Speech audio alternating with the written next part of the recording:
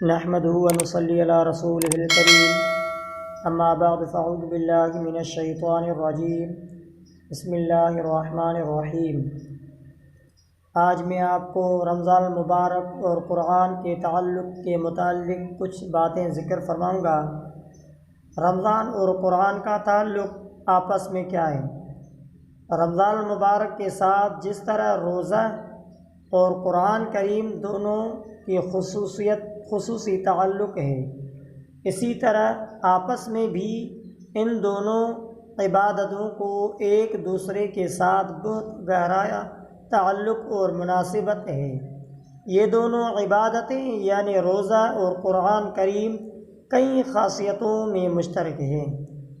رمضان اور قرآن کی مشترک خاصیتیں یہ ہے کہ حدیث شریف میں ہے کہ روزہ اور قرآن کریم دونوں قیامت کے دن شفاعت کریں گے۔ روزہ کہے گا، اے رب، میں نے اس کو دن میں کھانے پینے سے باز رکھا تھا، میری شفاعت اس کے متعلق قبول کیجیے۔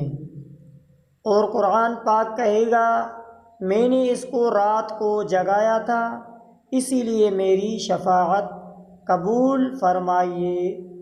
پس دونوں کی شفاعت قبول کی جائے گی۔ ایک اور خاصیت یہ ہے کہ ان دونوں میں مشترک جو پائی جاتی ہے، یعنی تلاوت قرآن اور روزہ میں، اور وہ خاصیت قرب خاص حق تعالیٰ کا ہے۔ تلاوت میں بھی قرب خاص حق تعالیٰ کا ہوتا ہے، ایسے ہی روزے میں روزے دار کو بھی قرب خاص حق تعالیٰ کا ہوتا ہے۔ یہ دوسری بات یہ ہے کہ تلاوت میں وجہ قرب اور روزے میں وجہ قرب اور مگر نفس قرب خاص میں دونوں شریک ہیں۔ تلاوت سے تو اسی لیے قرب خاص ہوتا ہے کہ کلام اللہ کو خاص مناسبت ہوتی ہے، متکلم سے، اور ظاہر ہے کہ جو شخص اس کی تلاوت کرے گا اس کو خاص تعلق صاحب کلام سے ہوگا۔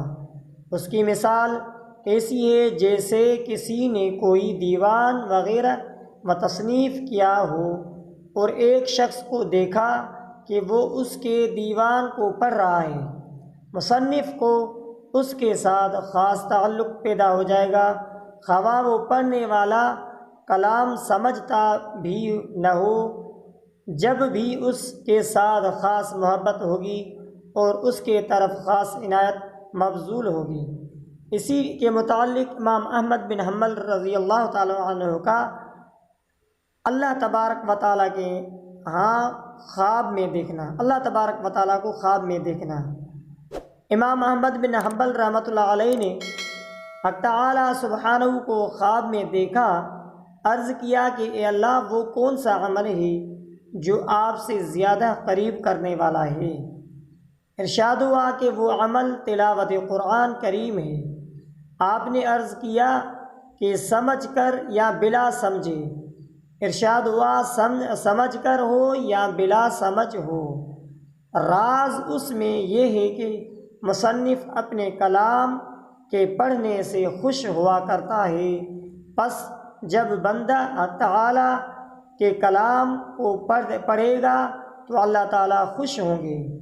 تلاوت کی فضیلت کی ایک وجہ یہ ہے کہ تلاوت کی فضیلت کی جتنی بھی تعالیٰ کے افعال ہیں، بندہ کے ویسے ہی افعال حق کے نفل نہیں ہوتے۔ صرف ایک تلاوت ہی ایسا فعل ہے کہ بندہ کی تلاوت بالکل نقل ہوتی ہے، کلام حق تعالیٰ کے، یعنی جیسے اللہ تعالیٰ کے کلام کر رہے ہیں یہ بھی کر رہا ہے۔ مثلا بندہ کا دیکھنا خدا تعالیٰ کے دیکھنے کی نقل نہیں ہے، اور اللہ تعالیٰ کا کلام جو پڑھ رہا ہے اور اس کے صیغوں کو ویسے ہی ادا کر رہا ہے جس طرح خدا تعالیٰ فرماتا ہے۔ مثلا بندہ نے تلاوت کی، قلنا یا نار کونی بردا وسلاما علی ابراہیم، یا پڑھا فجعلناها نکالا لما بین یدیہا وما خلفہا، کوئی بھی اسی طرح سے تلاوت کی تو اللہ تبارک و تعالیٰ کہ ہاں جیسے تعالیٰ فرماتا ہے کلام اللہ فرماتے ہیں، تعالیٰ کلام اللہ میں فرماتے ہیں کہ اسی طرح بندے بھی کلام کر رہا ہے۔ ایک مناسبت قرآن کریم اور روزے میں یہ بھی ہے کہ کلام اللہ سے انوار پیدا ہوتے ہیں۔ یہی خاصیت روزے کی ہے کہ اسی سے بھی انوار پیدا ہوتے ہیں۔ یہ دوسری بات ہے کہ انوار پیدا ہونے کی وجہ علیحدہ علیحدہ ہو، یعنی تلاوت میں اور وجہ ہو اور روزے میں اور وجہ ہے۔ وہ یہ کہ تلاوت عبادت وجودی ہے، یعنی اس میں کچھ کرنا پڑتا ہے، اور روزے عدمی یعنی اس میں کچھ چھوڑنا پڑتا ہے۔ دونوں میں تفاوت فرق ہے کہ مگر نورانیت پیدا کرنے میں مشترک ہے، یعنی ایک جیسے ہیں۔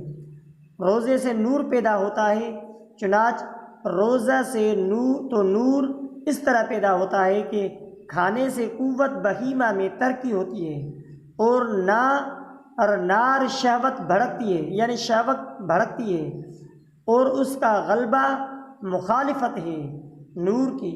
اور جب روزہ میں آدمی کھانے پینے سے رکے گا تو نار شہوت میں کمی ہوگی، اور اس کمی سے نور میں ترقی ہوگی، مگر روزہ کے بعد بھی مادہ شہوت باقی رہتا ہے، اور اس کے رہنے میں بھی حکمت ہے، کیونکہ نار شہوت کو وہ ایک درجہ میں منافی مخالفت ہے نور کی، مگر سوائے بغیر اس کے نورانیت بھی حاصل نہیں ہوتی۔ اگر شہوت نہ ہوتی تو اجر کیسے ملتا؟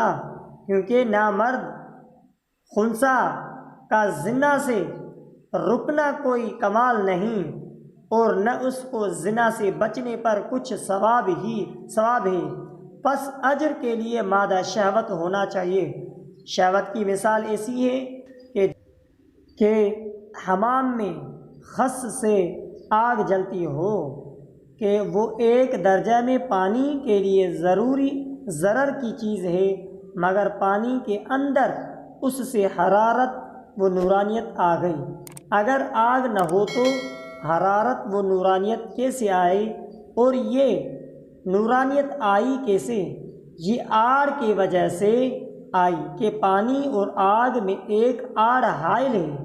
یہ آڑ ہی کی برکت ہے کہ پانی میں نورانیت آ گئی ہے۔